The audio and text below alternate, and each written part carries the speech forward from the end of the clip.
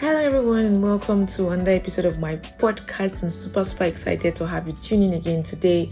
I'm going to be talking about 5 things to know as a book editor in this podcast. Okay, so whether you are new to the editing world or you've been editing for a while and you just want to be sure that you're not making a couple of mistakes, you want to listen to me here attentively.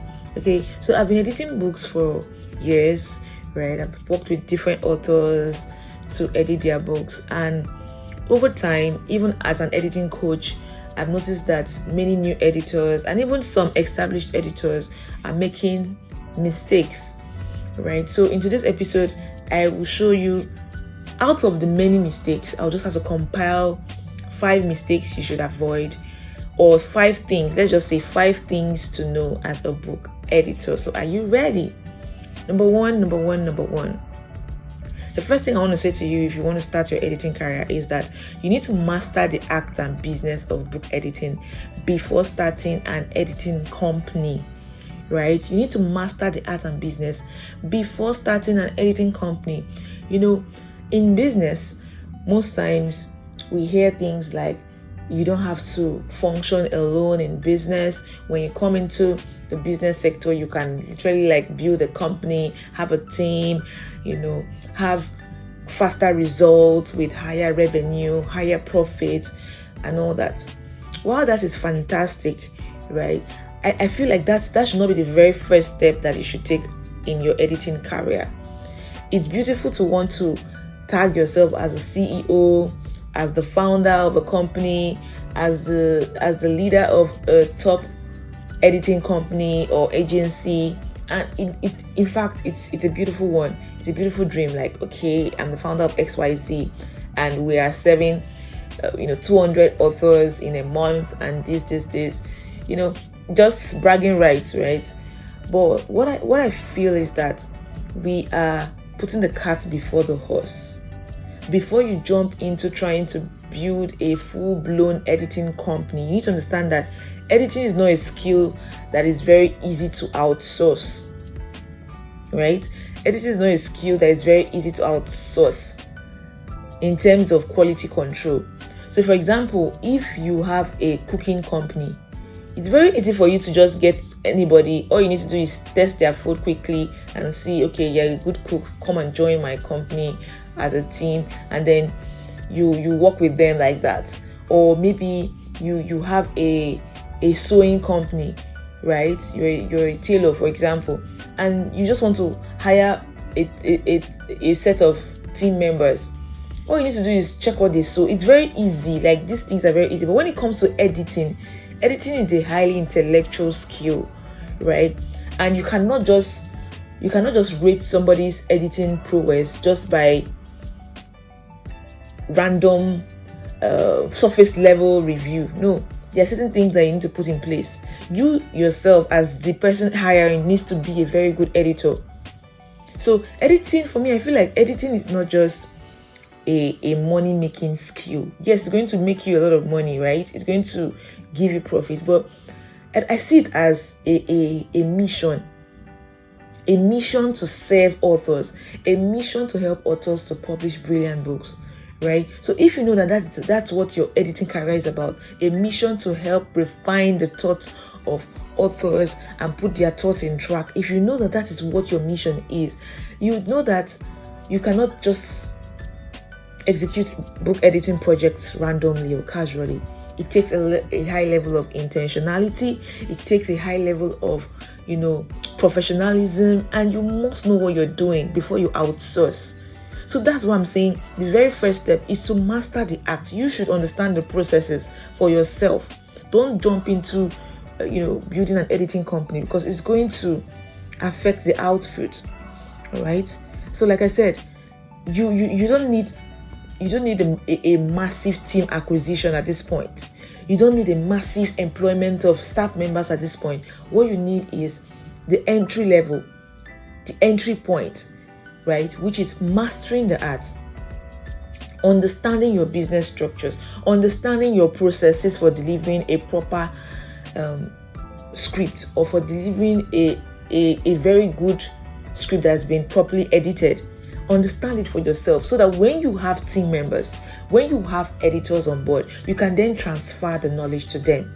You can then transfer the processes to them. So for example, the editors on my team currently did not just come in when I was clueless or when I was just starting my editing career. No, editing is not just about knowing grammar, which is it's part of it. Having some basic grammar knowledge is okay, it's part of it, but it's beyond that.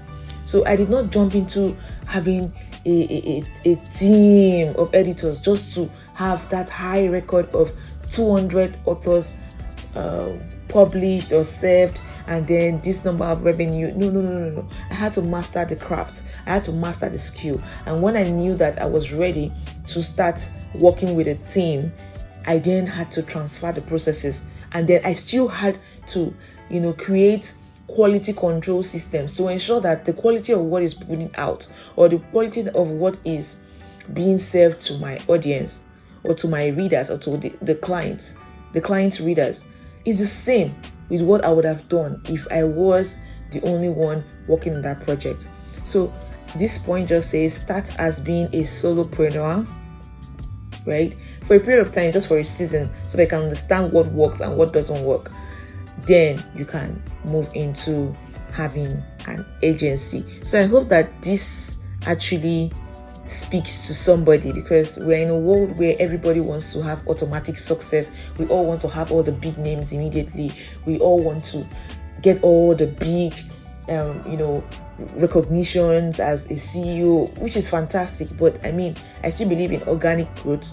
I believe in constructive processes when you are trying to build a brand, especially if you want to build a brand that would stand the test of time, a brand that would really make impact and serve your audience. You don't just jump into something like that. An editing company, like I said, you can start any other kind of skill-based business by outsourcing from scratch. But when it comes to something intellectual, there's a thought process, there's a creative process that goes into it.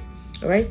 So before we go over to number 2, number 3, number 4, number 5 things that you should know as a book editor, I would like to do a little throwback to my last workshop for editors. In 2023, I hosted a workshop called Bewa Editors Workshop, where I launched my book, The Business of Book Editing. So just a few minutes or few seconds, let's get to watch that video and see what my participant had to say about my presentation. We'll be right back. I have to be honest that this was more than I paid for. Everything was orderly, everything was organized very well, and the lessons were in depth. You could tell that the facilitator was not speaking from just what she read from a book, but from something she has practiced over the years. I'm very excited that the lessons I got today were not just based on book editing, it was also based on life in general. And she has an amazing team. I must applaud their commitment and dedication into training and raising brilliant writers and editors. And as a bonus, I got myself this book. So you can tell that it was a total package for me, and every investment I invested into coming here today was, in fact, it has already yielded a good return on investment. Thank you so much, Coach Eno. I truly appreciate how you've given yourself to the service of humanity. Okay, so welcome back. Okay, so that was just me putting out there that yes, I train editors, and I have a track record of inspiring editors to do the hard work and showing them the right ways to go about their editing businesses. So number 2 here is have a niche. Okay, have a niche. Before you set out to become a book editor, you want to have a niche. You want to have the kind of categories that you serve. If you don't have a list of categories that you serve, you will be tossed here and there. You will be serving everybody, and when you're serving everybody, you are not serving anybody. Okay, you'll be confused on how to selectively negotiate your book project deals. Okay, so for example, you don't have to follow my own concept. I'm just trying to tell you what I do. So for example, currently I do not accept to edit fiction books. That's my own personal, my personal rule, I do not accept to edit fiction books. All right, I only stick with non-fiction books. Okay, so that's my own rule, because I prefer to edit non-fiction books. And one thing I want to also mention here is that there is a skill to editing fiction books. I'm a fiction writer myself. Like, I love writing fiction, but I only do fiction for myself. I don't train on fiction. I don't edit fiction books. I only write fiction for myself, right? But what I see is that a lot of authors or a lot of editors jump into editing every kind of book.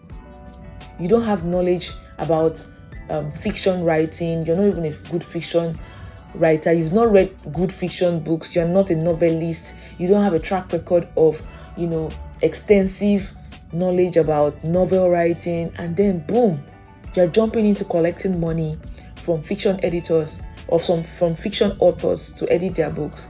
What do you think you're doing? What do you think you're doing, right? Are you doing this editing job just to make money, or you want to really serve your clients? So there's a different science. In fact, I feel like fiction editors are a different class of editors, right? You don't just collect funds or money from fiction authors to edit their books when you lack the right knowledge about fiction, or when you don't consider yourself a good fiction writer. Okay, so that's it. You can decide to start editing both fiction and non-fiction books if you're good at that. So you can decide to work with any specific category of authors.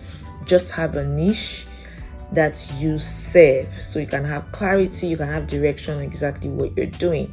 So let's go over to number 3. Number 3, do not abandon your author client after giving them your edited copy. When you're done with your client book editing project, the next thing to do is to send the edited script to them, right?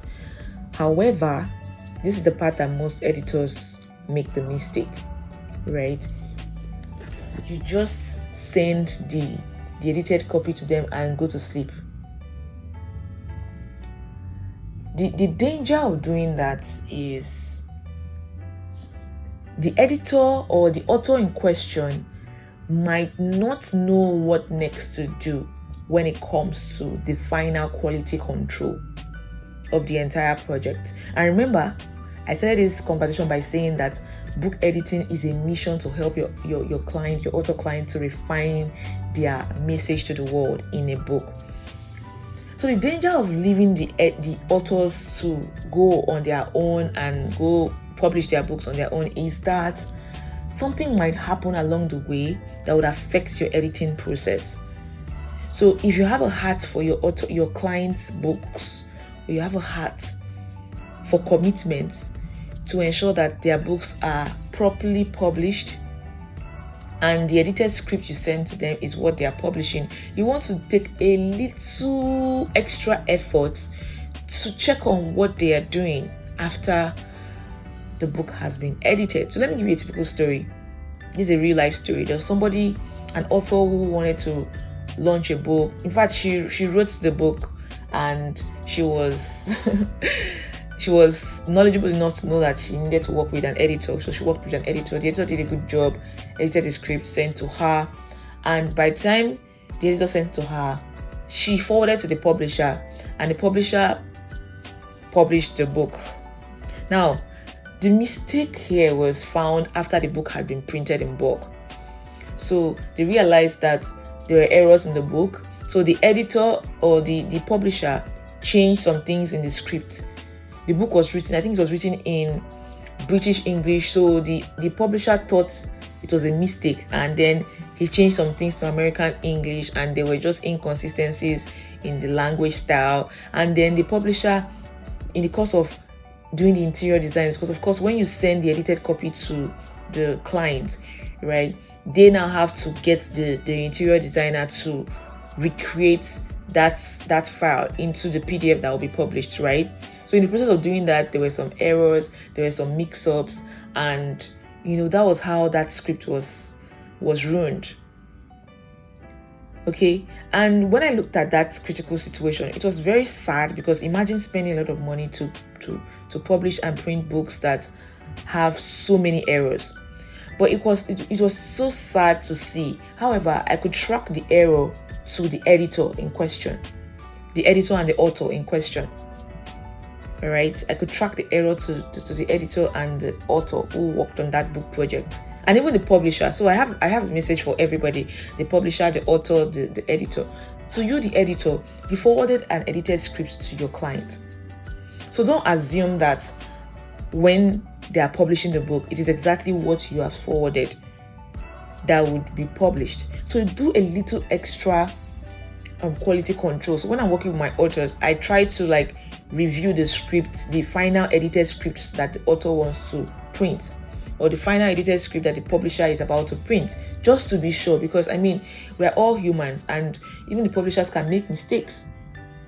All right, so but we all know that anybody can make mistakes, but it will be more dangerous to allow the mistake to get printed first before we realize it. So go the extra mile to review that script before it's published. They request the final edited copy or the final design copy, the interior copy. Look at it just to be sure that everything is in place. Then you are the one to give the final approval to the publisher to go ahead and publish and print. So there has to be a stamp, there has to be a signature from the editor. But many editors skip this part. And it's quite also sad that most authors would acknowledge you as the editor of that book project.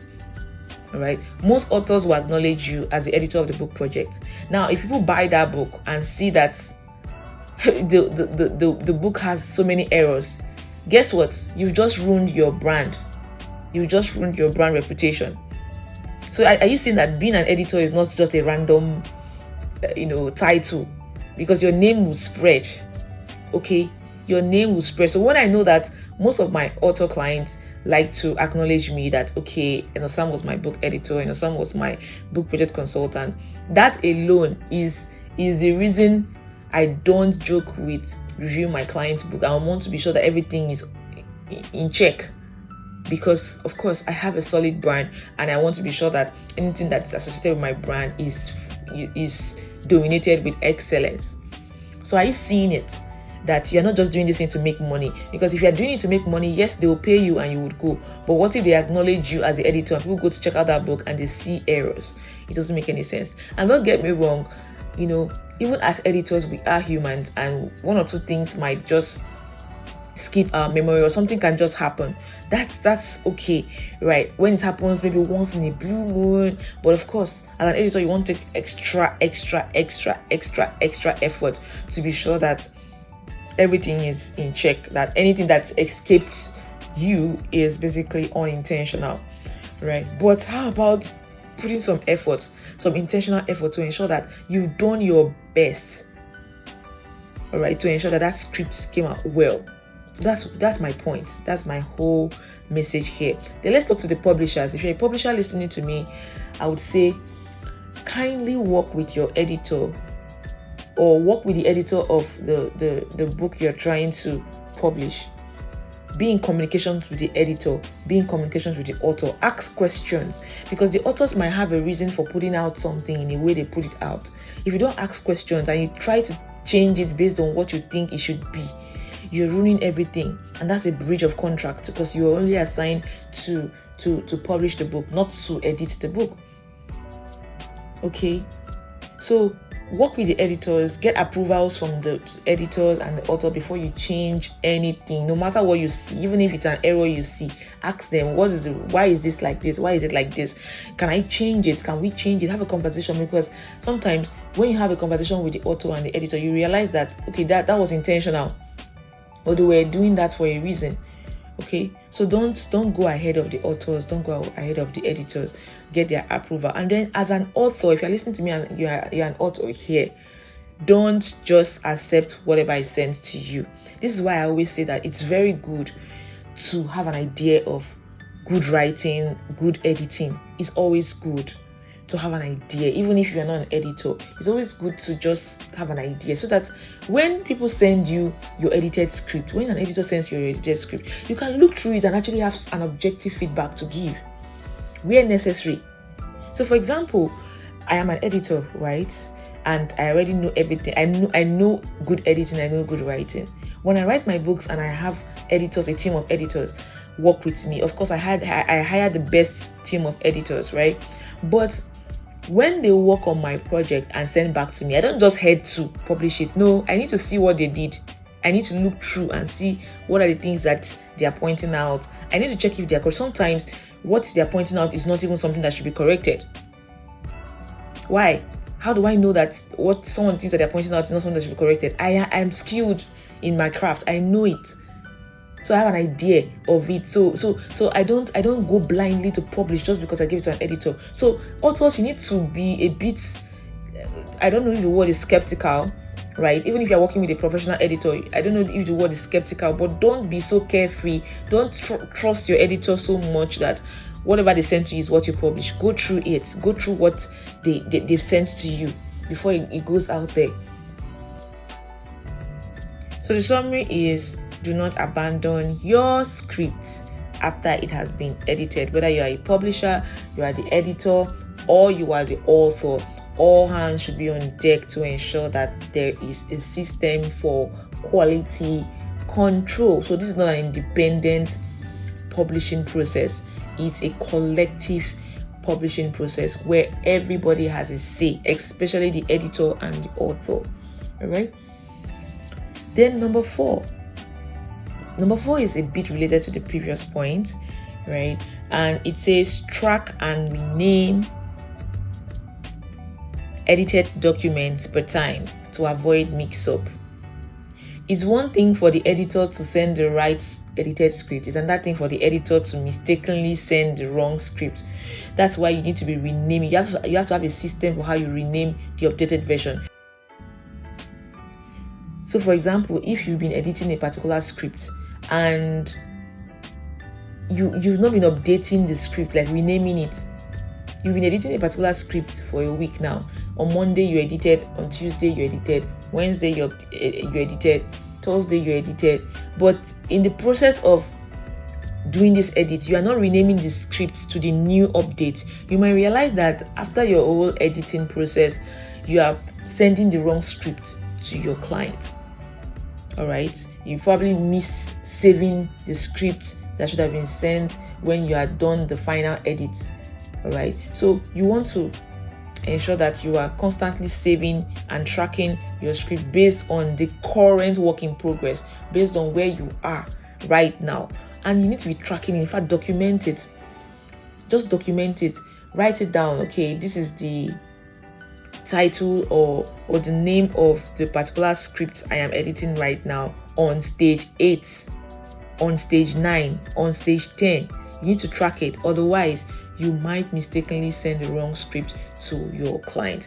And I mean, it's very painful and heartbreaking to spend all your time editing a script and losing that script. That's another conversation.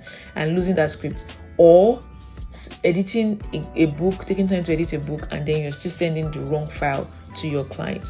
So these are the little things that you want to take cognizance of on your editing journey. I always say that one of the skills or one of the qualities of a good editor is attention to detail. Attention to detail. You must be able to pay attention to detail. You must be able to track every single thing, because I mean, you are working with authors here. You are trying to refine the works of authors. You're trying to put their message out there, their messages out there, basically. So you want to be sure that whatever you're putting out there is good enough and represents the authors very well. Okay? Then the fifth thing I want to mention here is never jump into editing a book without evaluating the content, especially the state of the book. All right, you need to evaluate, because evaluation helps you ascertain the type of editing required. This is one thing that I mixed up to as a new editor. So when I was pretty new in the editing industry, when somebody just says, help me edit my book, I'll just go ahead and edit their book, name a price, and then edit the book. I didn't even know that editing was different from proofreading. But in my journey through, mastering the art and business of book editing, I realized that, there are different kinds of book editing, and every script does not necessarily need the same kind of editing or the same kind of work. All right, so you need to evaluate that script to see whether it needs developmental editing, or it needs line editing, or it needs proofreading. Okay, you need to evaluate, and then that would also determine the cost of the editing project or what is involved. So you don't just wake up one morning and name a price without understanding what you're trying to do. Some people have gone ahead to name a specific price, and when they get to see the script, they realize that, oh, this is a developmental editing project. But you should have checked that out before naming a price. All right, so there are different kinds of editing. You need to be sure that this script is on this particular level and it needs a certain kind of editing. For good writers who are very good with their writing skill, their books will most likely need proofreading. For writers who are not exactly good with presenting their thoughts, some of their books might need line editing or developmental editing. You as an editor need to go the extra mile to check out what these authors are doing with their script, so that you can give them the right editing fee, for example, and also give them the right editing service delivery. Okay, so I hope that you've picked something from this. An overview of what I've said is: number one, master the art and business of book editing before starting an editing company. Number two, have a niche for your editing career. Number three, do not abandon your author client after sending the edited script. Number four, track and rename your edited document per time to avoid mix-up. And number five, never jump into editing a book without evaluating the content or the state of the book. Let me just add an extra point here. The extra point is words. Understand the hiring process of your potential clients. Understand the hiring process of your potential client. I always say that proficiency sells you faster. All right, so when you understand that people hire you based on their perception of how much knowledge you have about grammar, about spellings, about thought processes, that's when you begin to position yourself as an editor that should be hired. So for example, when I'm hiring my team of editors, I don't really care about their CVs. Yes, it's just an entry point. Like when you send your CV, I can have an idea that, okay, this is your CV and your CV looks good, but what I look out for is your content, your grammar, your spelling.